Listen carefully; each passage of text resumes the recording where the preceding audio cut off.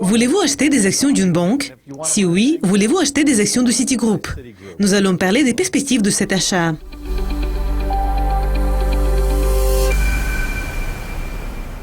Si vous voulez trouver une contradiction du marché, vous devez jeter un coup d'œil à Citigroup. C'est une des plus grandes banques du monde qui a des succursales à chaque coin de rue dans 160 pays à travers le monde. Mais sur le marché boursier, c'est un désastre. C'est une catastrophe depuis la crise de 2007-2008. Sur le graphique, vous pouvez voir une sorte de piste de ski. On a du mal à croire qu'il s'agit d'une entreprise rentable. Pourquoi?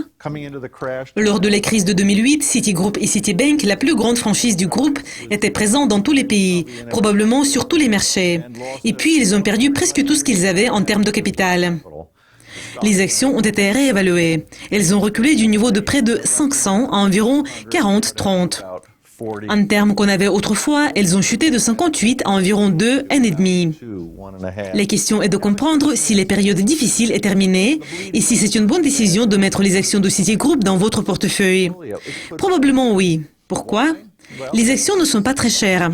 Vous pouvez dire évidemment qu'elles sont surévaluées parce que nous ne savons pas jusqu'à présent ce qu'il y a dans le portefeuille de la société. Mais Citigroup et Citibank, qui est sa franchise, représentent une entreprise tout à fait prospère. La capitalisation boursière est d'environ 128 milliards de dollars. Et la plupart du capital appartient à la catégorie 1 ou à la catégorie 2. Donc c'est une banque très bien capitalisée. La question est de comprendre si elle fait de l'argent. Et en général, si les banques de détail du monde entier, les banques d'investissement et la gestion de patrimoine font de l'argent. Gagner de l'argent coûte beaucoup d'argent. Le problème de Citibank, c'est que le marché ne lui croit plus. Le marché voudrait entendre et voir quelque chose de nouveau. La préoccupation récente de Citibank, c'est qu'il y a 60 milliards de prêts aux entreprises énergétiques. Et nous savons tous que le pétrole, par exemple, est en baisse. Donc Citibank lui-même devrait avoir des inquiétudes en matière de ce portefeuille. Et donc tout cela influence également toute l'entreprise Citigroup. Probablement, c'est au-delà de la capacité de l'équipe de direction de gérer tout. La société est présente dans de nombreux pays à travers le monde. Elle travaille dans les marchés du monde entier. Et donc, il y a souvent un marché dans le monde où il y a des turbulences. Et donc, la société peut perdre de l'argent. Et parlons des points positifs, car Citigroup, évidemment, en a quelques-uns. Premièrement, les actions se négocient au niveau de 42 $ l'action. En termes de la valeur comptable, on a environ 0,6 fois la valeur comptable. Ce n'est pas cher.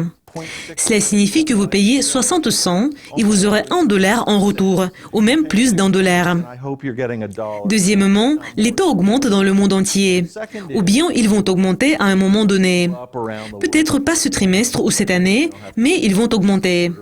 Et donc, Citibank va gagner plus d'argent grâce à son flux de déposants. Les taux bas ont été un fardeau important sur les gains.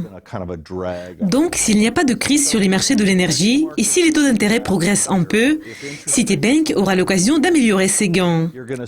Même si rien ne change, la banque aura de bons profits. Même aujourd'hui, la banque gagne toujours beaucoup d'argent, 5,40 $ l'action.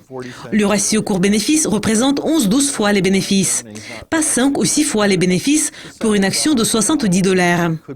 Je pense que la gestion est assez raisonnable pour faire progresser les actions jusqu'au niveau de 60-70 $.